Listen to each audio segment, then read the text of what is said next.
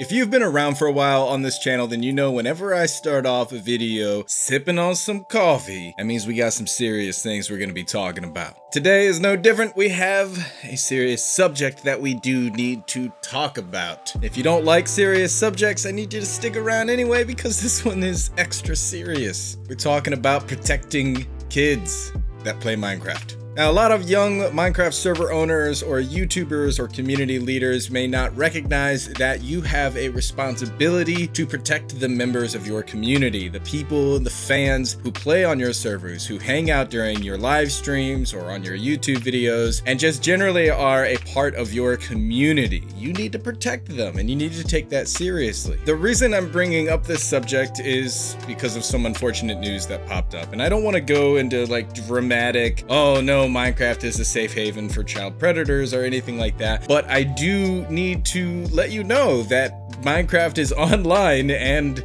online it is not necessarily safe for kids to just be able to go and do whatever they want. There's a great popular server called Autocraft. It's created by Autism Father, and it is a place where parents and kids who struggle with autism or are on the autism spectrum are able to join in a safe environment and to play together and to game together and use Minecraft as a way to build friendships and relationships, but also to explore their creative side. We all know that Minecraft is a great way for kids to learn different skills that can then be applied in the real world, and creating a place where kids and adults who fall on the autism spectrum are able to safely explore these concepts is a really great thing to do. Now, Autocraft takes their responsibility of protecting kids and protecting their members very seriously, and they do a phenomenal job with it. They have a number of moderators and staff members and volunteers who are in place and who understand what the autism spectrum is like and understand the special needs that their members and their player base have. Unfortunately, they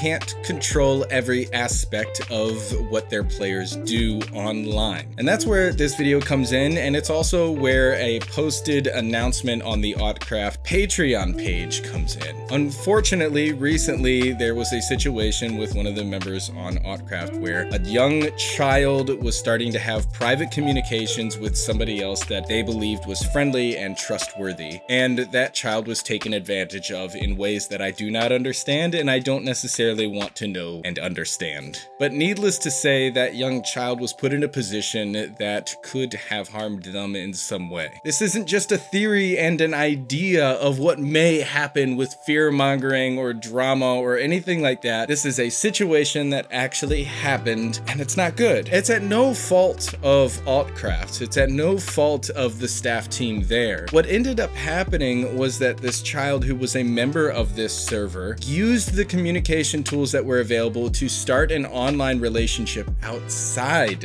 of Autocraft. A lot of Minecraft servers make use of Discord to allow their players to chat with each other and to build community and to talk about the game and work together on different projects, and it's really great. I use Discord myself. I've got a couple of different Discords. Links are going to be down in the description below. You can check them out for yourself and see what they are about and see how I use them to build community with my player base. Autocraft does the same thing. They have a Discord server with a lot of members, and the staff on their Discord server is really pretty good at keeping everything in line and keeping their players safe. The problem with Discord is that it actually allows players to leave that Discord group and go into private DMs or join other group chats with people that they've only met online. And this is where the unfortunate news comes in. The child was a part of the Autocraft Discord server, and they left that Discord server and they went into a private chat with another person that they thought was trustworthy. This sort of thing can definitely happen from time to time, and it can happen with your kids that play on your servers as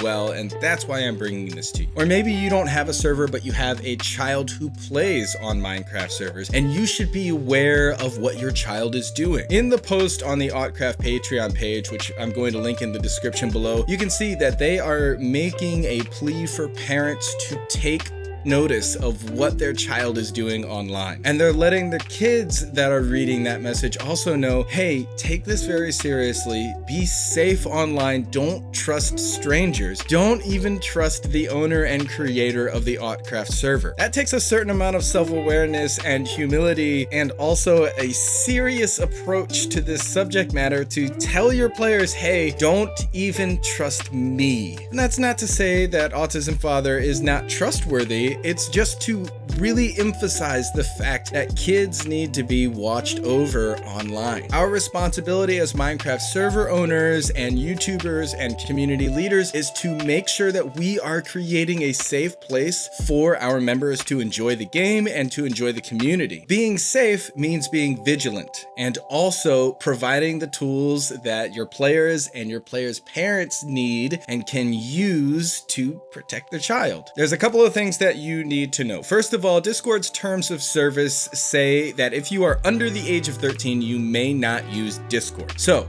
parents out there or Minecraft server owners or anybody who has a Discord server, you cannot allow members who are under the age of 13 to join your Discord server. And that should be a rule. That's a rule on my Discord server. That's a rule on the official Minecraft Discord servers. And it's a rule with the Autocraft Discord servers. If you're under the age of 13, you are not allowed to be a part of that Discord server. That is for the safety of that child. If you are a parent of a child who's under 13 and you personally want to join the Discord server, I think that that's fine. But you need to be the one who is on the Discord account and on that Discord server, not your child. Kids can very easily try to rebel or keep things secret and join in conversations with bad actors and people who are not safe, even if they are on a trustworthy and safe server like Autocraft. Grooming is where a predator will start an innocent relationship with a person who needs to be protected more and acts as though it's innocent and trustworthy and is just a nice friendship that you can have online. And slowly over time, the predator will make changes to the relationship, but they will do it in such a way that the person, the individual that they're targeting, isn't aware that what's happening is not safe. They may start off with talking about friendships and real life relationships, asking questions about how old the person is, where they live, what they do for hobbies, talking to them about personal things that really shouldn't be discussed with strangers, or introducing them to concepts like sexuality and other adult themes, while also telling that kid, hey, you can trust me, we don't need to tell anybody else that we're talking about this. And slowly over time, the predator will continue to groom that young individual until the child is really put in a dangerous position. Parents will often let their childs join on Minecraft servers like Autocraft or my own and think that that's going to be fine if the staff are in place or volunteers are in place to watch over the chat and make sure that the kids are safe. But that's not enough. Parents, you really genuinely need to be aware of what your child is doing online. Pay attention to what is happening, pay attention to the conversations that they are having, and understand that predators do not care what rules might be in place in a Discord or on a Minecraft server. Their goal is to get the child into private conversations with them where those rules and those staff and those moderators are not able to enforce anything. Now, what Autocraft has done, and what some of you may consider doing as well, is they've actually made a rule now where players and members of their Discord server and their Minecraft server are not allowed to talk about DMs. They're not allowed to invite anyone to DM. They're not allowed to mention anything about DMs. They are not allowed to discuss DMs. And this is purely because they don't want to encourage young people who don't understand what the internet is like to start going into innocent conversations over DMs with potential predators. Not everybody is a predator. Not everybody is out to get a child or get everybody. I'm not saying that. But what I am saying is that we don't know who is. You simply do not know who is, and you shouldn't just let your child go off and have conversations with anybody that they want because you don't know what that conversation can lead to. In the blog post, there was a statement that was made that I think is really important, and I want to share it with you now. This child didn't deserve this. This could have been avoided.